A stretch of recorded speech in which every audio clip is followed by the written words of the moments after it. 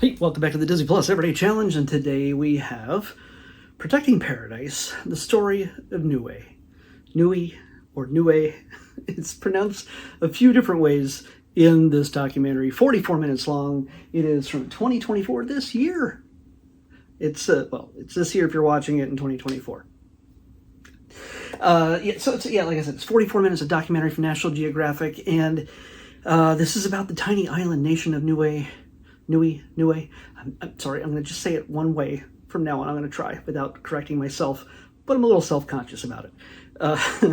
So what we have here is not just a documentary saying, hey, welcome to Niue.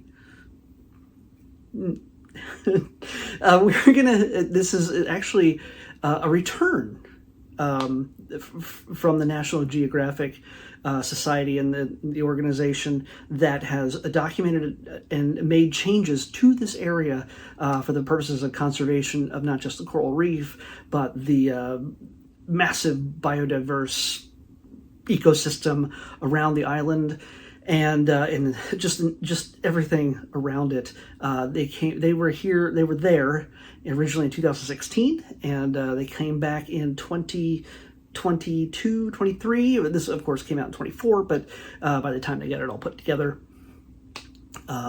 we get to see footage as recent as 2023. But what we have here is they came back. Organization called Pristine Seas, which had worked to implement a lot of the protections for the creatures in the sea and just the ecosystem, the waters, and everything else around it. They came back to see if anything changed. It's not just a matter of like, hey, we're going to do this thing, clean that up, and let's just talk about things, let's make policies, and then go away and forget about it and hope it all works out. No. They came back, and working with the people of Niue, they determined that change had happened, and that beyond even just the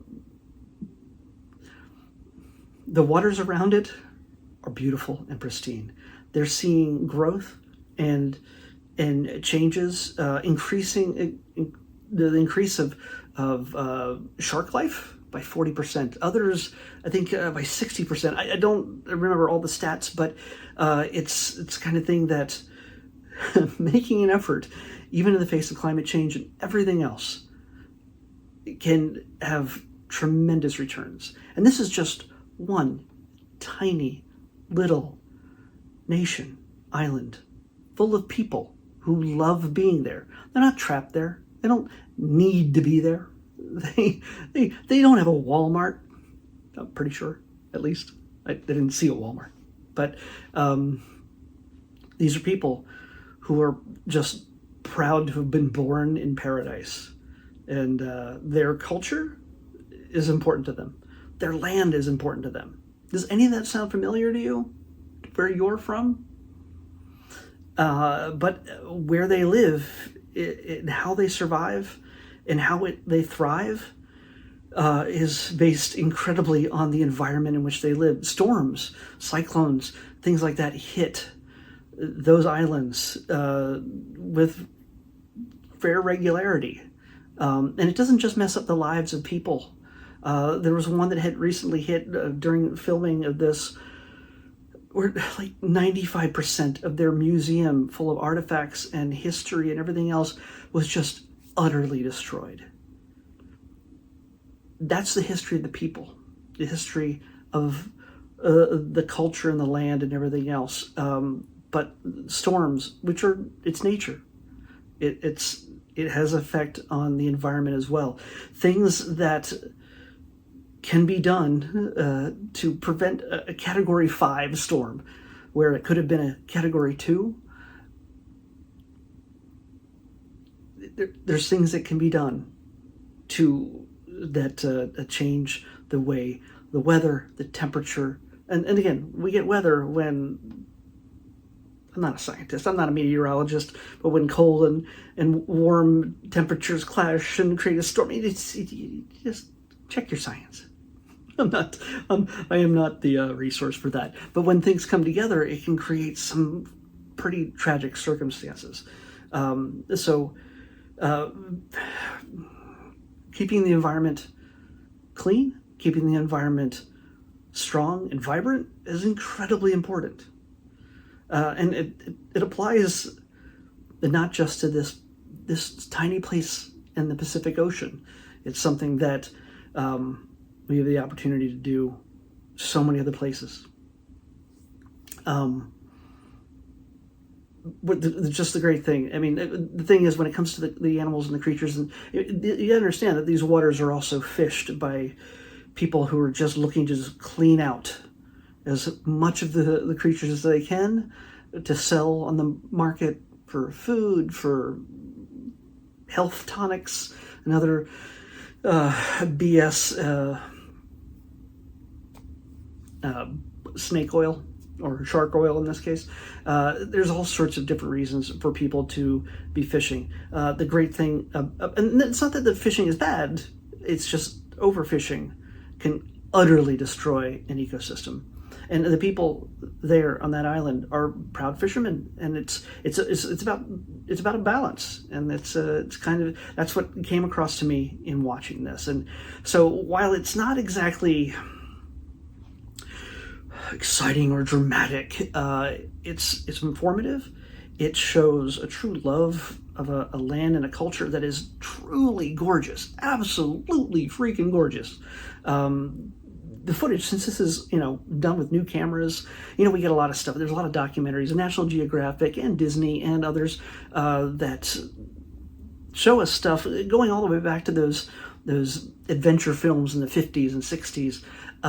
And they're great, they're awesome. But when you see the stuff that's shot in 4K or 8K or whatever it is that they're shooting with now, it's astounding looking footage. Just the humpback whales, sharks, and all sorts of just the coral and everything else. It's astounding to see. If you have no interest whatsoever in the talking about the culture or the conservation, which is unfortunate, but it's still, you can honestly get something out of this just for the utter beauty. And you want to know, I would hope somebody would want to know how to preserve this, because you would not want to see this destroyed. It's some of the last few parts of the world where they're trying to preserve it in a state where it was not touched by man in a negative way. So, but mankind can do a lot of things to improve the way we have an effect on nature. So, as we've done in the past, we can make it better. So that's my preaching for today when it comes to environment and ecology and conservation and everything else. It is, if you care about these kind of things and you just want to take a look at one of the most beautiful spots on the earth, definitely check this out and see. This is kind of thing where you can see that beyond all the hustle and bustle and me making videos or doing the work that I do for a living, or just this, wherever you live, you can see how people live different lives, but they are not really that much different than us. And it comes down to how we want to keep that world alive. I hope that made sense. I'm good at rambling. I don't get paid for it, but I'm good at rambling. So yeah, definitely check it out if you're interested in seeing this. So if you're interested in preserving, and you could have a place in helping preserve this. It's not like there's not like there's too many people helping to save the earth. You could always use more help. Let's pick tomorrow's episode. 196. Hopefully these kind of things will inspire people to do stuff like this. 196. Oh, we got a short. This one's going to be real easy, and I think it might be a classic. It might be an old one. It feels like an old one. Usually when I put the name of the character after the title, which even so, it seems like it would be pretty obvious which character it would be about. Here we go. This one is Society Dog Show, featuring Pluto. It is 196, right? Yes, 196.